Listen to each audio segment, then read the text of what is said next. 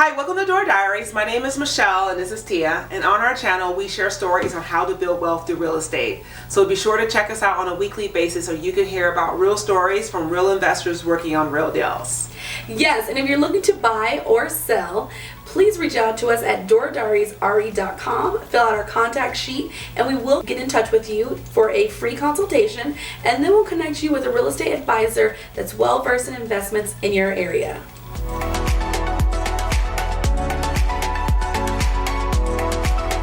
Today's topic is really talking about the rental debt snowball versus is it preferable to actually use leverage to build and scale your portfolio, or is it more preferable just to pay down your debt and pay down the debt of your rental properties that you can cash flow more? Absolutely. So Yes. Michelle and I will kind of talk about the pros and cons of each. So join in on our conversation. Yes.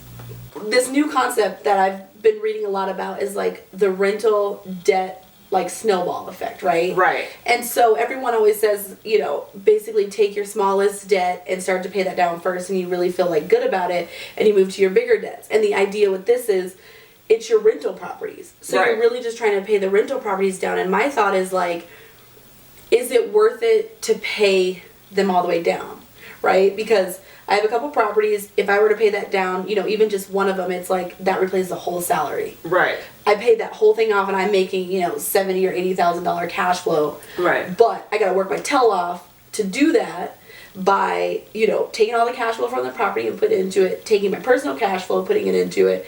And it's does that make sense when your tenants are already, paying some of it down? Right. I don't know. What do you think about Right. If you want to be more aggressive. I mean, Yeah. there's definitely a few ways you can go about it, right? So let's make it kind of clear. Let's come up with an example. We have a person and they own 4 houses, 4 rental houses, right? And there's a tenant in each rental house, right? And so assuming you already have some rental properties, you just let the tenants pay down the mortgage. You don't apply any more debt. I mean, you don't apply any more payments outside of what the tenant's already doing, and just let them do its thing. But then you have so much cash flow, right? Because you have debt on all these 4 houses. A few strategies you can take is that you can either keep going the way you're going, or you can leverage up, meaning more okay, I'm going to sell my 4 houses and 1031 exchange into a bigger building that cash flows more, and I can do it that way too, right? Yeah. Or you could take the approach of this, hey, I'm actually going to focus on just paying off these 4 mortgages. Yeah. And then once these are paid off, then I can collect 100% of that rent versus having this debt surface, and now my cash flow is a lot more than maybe just moving up and just getting more debt. So I mean, there's definitely a different approach. I mean, I personally like the idea of taking 4 houses and just letting the tenants pay it down, and then once I've got enough equity, I would probably sell and move up to a building or a bigger investment. Yeah. Which means I'm still leveraging, I'm still using debt, but then in essence I'm also still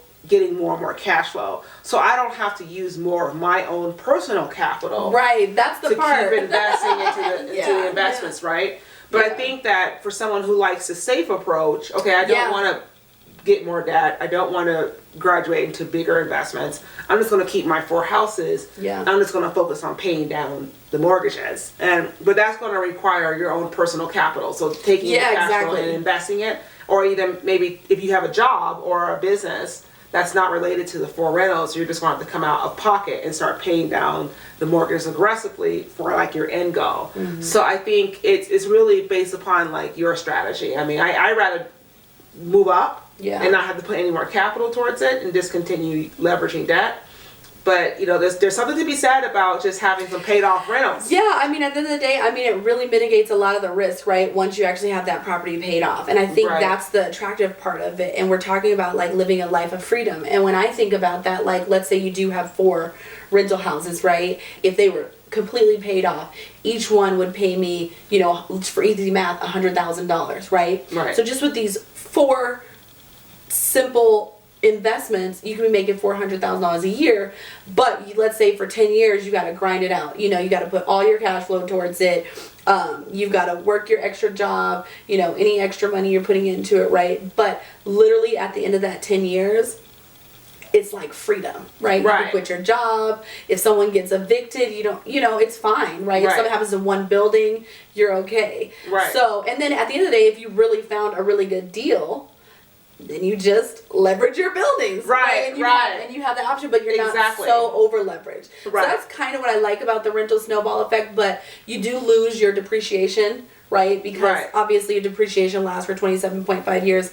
That's a great tax benefit Right. that once you pay off all of the properties, you don't have anymore. Right. But at the same time, you know, at the end of the day, I guess the in-between method is basically just to have your tenants paying down, obviously, your mortgage, waiting out that, you know, fixed 30-year mortgage or 15-year mortgage, whatever you signed up for, and just simply letting the tenants pay it down, and you know, wait for your payday Right. and kind of take a little bit of cash flow off the top. Right. The rental debt snowball effect, I mean, it is kind of attractive, like to think, okay, if I grind this out, Right, exactly. I could be sitting on the beach in Right, 10 exactly. years not working, you know, not Right. working for someone. Right. I mean, there's definitely like various ways to skin the cat, Yeah. right? Because another way you can think about it too. Let's say you have, going back to the example, let's say a person has 4 houses. Is it better to keep all 4 houses and have the tenants live in there and pay rent? And then you keep your mortgages, you have your debt, so your cash flow is going to be, you know, basically your gross rental income minus all your expenses, including your debt. Let's say that you have 4 Yeah. properties. You're like, you know what, I just want to be debt free and I just want to be able to cash flow. I'm just going to sell off 50% of my portfolio,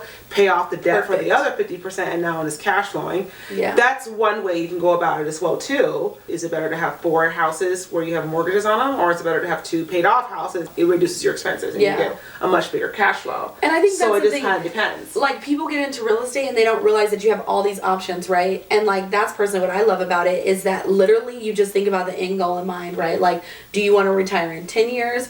Do you want in 30 years your children to have this legacy portfolio?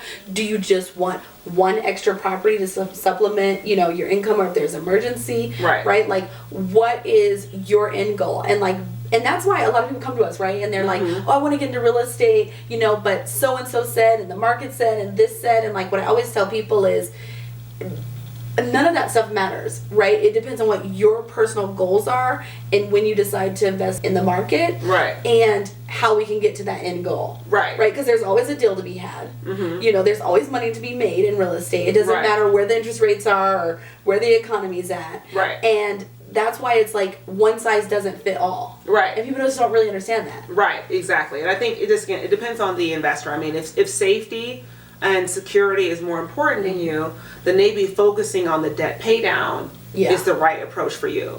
Versus maybe if growth is more important to you. Because keep in mind too, you can also achieve financial freedom by just leveraging debt. So, Yeah. you know, if you go back to the example of the guy who owns 4 houses, right? So he has 4 houses and he has mortgages on them. Let's say like, okay, after this person pays off their mortgages and all their expenses, they're cash flowing $2,000 a month for all 4 houses, right? Just theoretically, to keep the number simple, right? But, you know, you can also just sell those 4 houses and maybe get maybe a 24 unit building. You take the equity, and then you get a loan, and you take the equity from the 4 houses, and you put maybe a 35% down payment on a 24 unit, and now you went from cash flowing $2,000 a month to cash flowing $5,000 a month. Right. And you didn't have to pay down your debt anymore. You're just basically leveraging more debt to scale up. Yeah. I guess the biggest benefit when you're talking about like leveraging and scaling up, right, is that you're scaling up on the equity, really. Because I think with both methods, you can get to the same amount of cash flow.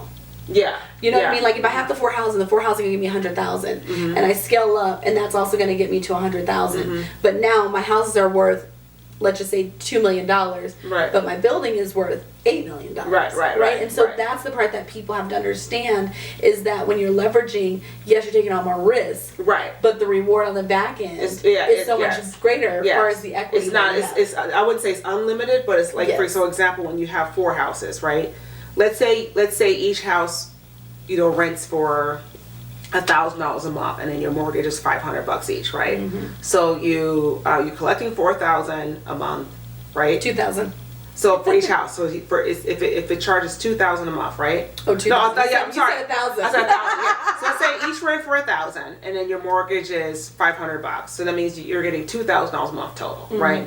Once you pay down your mortgage, right? Now you're getting $4,000 a month, right? Yeah. But that's the most you're going to be able to cash flow with that That's strategy, right? Yes, rents do go up slowly, but you're kind of capped at whatever it is.